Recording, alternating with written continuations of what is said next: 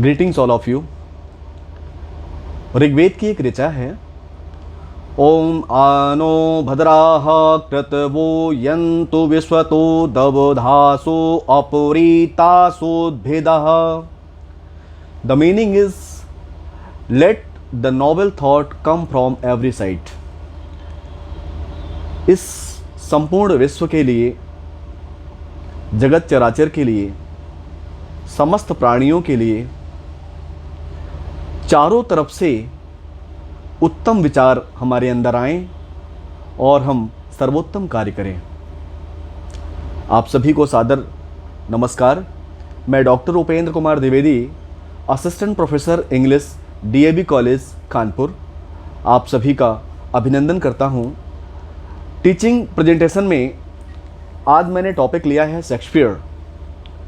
Shakespeare के बारे में others abide our question, thou art free, we ask and ask, thou smilest and art still out topic knowledge. This is the very beautiful quoted remark by Matthew Arnold that shows the literary personality of William Shakespeare. What? The meaning is, O Shakespeare, others abide our question, so many persons discussing about you. Thou art free, but you are unique. Your art is unique. You are unquestionable. So it shows that Shakespeare has touched the top and bottom of the literature. Undoubtedly, about Shakespeare we have studied very few, but it's a very genuine. He was born in 1564 and 23rd April and died on the same date 1616, and he was a youth poet. He was a born poet. He composed 154 sonnet poems and all kinds of 37 plus plays. The sonnet, the derivation of sonnet is from the Italy by the Petrarch, Italian poet, but when it comes in England, Shakespeare composed the English sonnet. The rhyme scheme is different. Italian sonnet rhyme scheme is other, and the English sonnet rhyme scheme is A B A B C D C D E B. So today I'm going to teach the Shakespeare's sonnet Let Me Not to the Marriage of True Minds.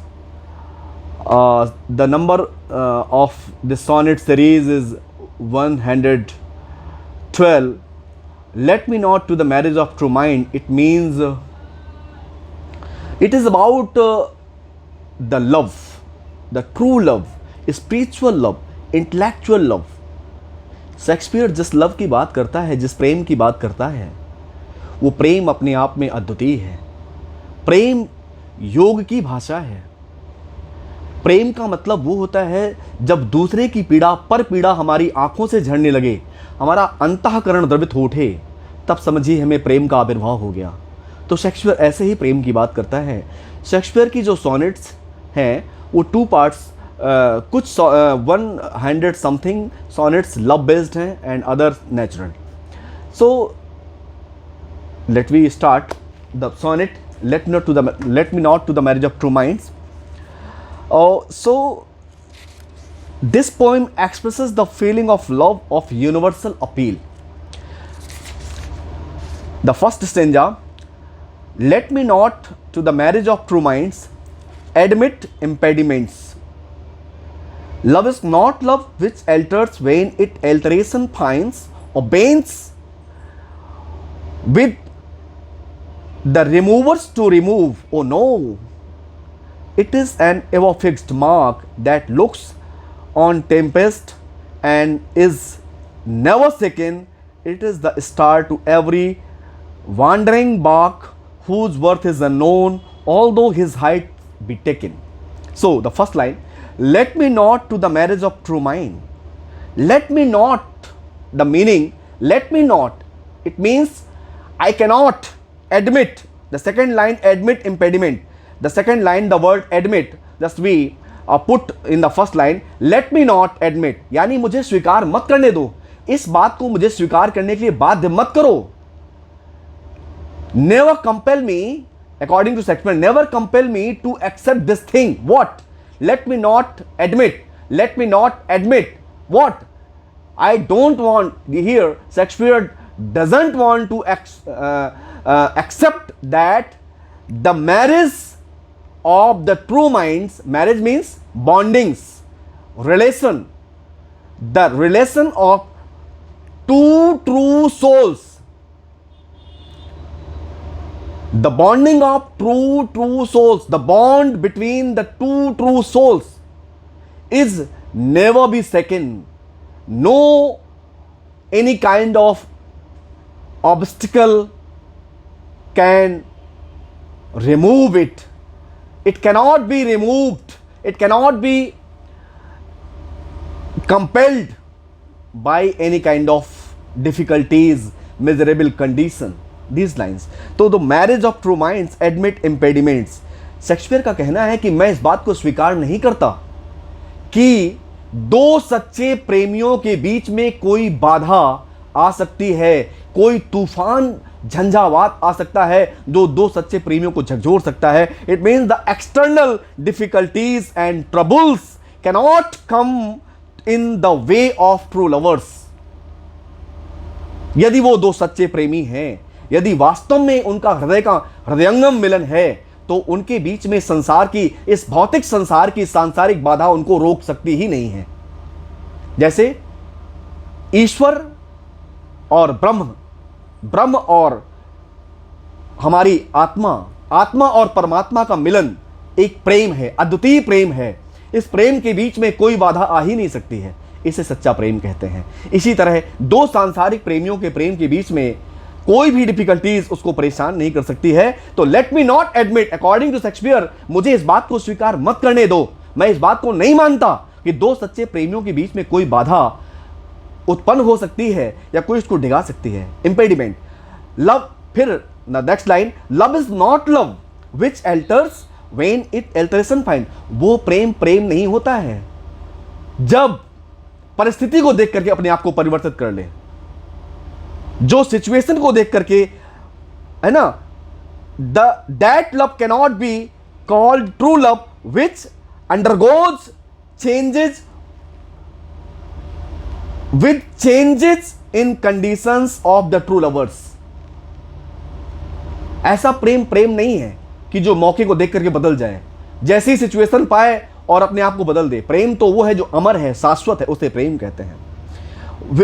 फिर और bends with the removers to remove, और यदि कोई मिटाने के लिए आया है तो उसके सामने अपने घुटने टेक दे. ऐसा प्रेम नहीं कहलाता है. It means however one may try to drive out the feelings of love from the hearts of the true lovers, true love is eternal. It never alters with constantly directs it. And true love is eternal. It never alters with the alteration of time. It never bend in front of any kind of storm, any kind of difficulties, any kind of miserable condition. It cannot bend. That is true love. Next, oh no, it is an, है क्या? It is an ever fixed mark. ये क्या है? It is just like a even fixed mark. ये एक जो है fix mark की तरह है. कैसा? That looks on Tempest and is never be second. ये ऐसा मार्क है, ऐसा निशान है, जब रात्रि में समुद्र में जब जहाजी बेड़े यात्रा कर रहे होते हैं तो वहां पर केवल एक ध्रुव तारे की तरह प्रकाश स्तंभ होता है जो उनका मार्गदर्शन करता है. उसी तरह से हम, जो हमारा जो जीवन रूपी जो यान है, जो जीवन रूपी जहाज है, ये प्रेम रूपी जो ये तारा है, प्रेम रूपी जो दिव्य ज्योति है, ये हमारे जीवन का मार्गदर्शन करती है, ये हमें सतमार्ग की ओर ले जाती है. So it is never fixed, it is an ever fixed mark that looks on Tempest, and कितने भी झंझावात, कितने भी तूफान आ जाएं, नेवर सेकेंड, ये कभी हिल नहीं सकता है। It is the star to every wandering bark, और ये जीवन रूपी यान, जीवन रूपी जो जहाज, जो जीवन रूपी समुद्र में जो हमारी आत्मा रूपी जो जहाज यात्रा कर रही है, इसको हमारा सदमार्ग की ओर ले जाता है, इसका मार्ग प्रशस्त करता है। ये है सच्चा प्रेम, इसे प्रेम कहते हैं। हुज वर्थ इज अननोन, जिसकी शक्ति का कोई अंदाजा नहीं है। Although his height be taken, यद्यपि उसकी हाइट को तो आंका जा सकता है कि इस पोल की हाइट इतनी है, लेकिन उसके प्रकाश को आंकना इम्पॉसिबल। हजारों जहाजी बेड़े उस प्रकाश के माध्यम से अपनी यात्रा संपूर्ण कर लेते हैं। So it means it is like the pole star which constantly directs the ship of humanity, मानवता रूपी जो जहाज हैं उनको डायरेक्ट करता है, उनका मार्गदर्शन करता है through the storms of misfortunes and failure. कितने भी तूफान हमारे जीवन में आ जाएं, जो दुर्भाग्य रूपी जो तूफान हैं और जो फेल्योर, असफलता रूपी कितने भी तूफान आ जाएं, लेकिन सच्चा प्रेम कभी दिखता नहीं है। It is not second by the Tempest of storms of life, जीवन रूपी झंझावात, जीवन रूपी उत्पातों से ये प्रेम कभी भी डिगने वाला नहीं होता है। The real mystery of the true love cannot be wholly realised by human beings, but the depth and sincerity of true love can be approached, can be guessed. Thank you.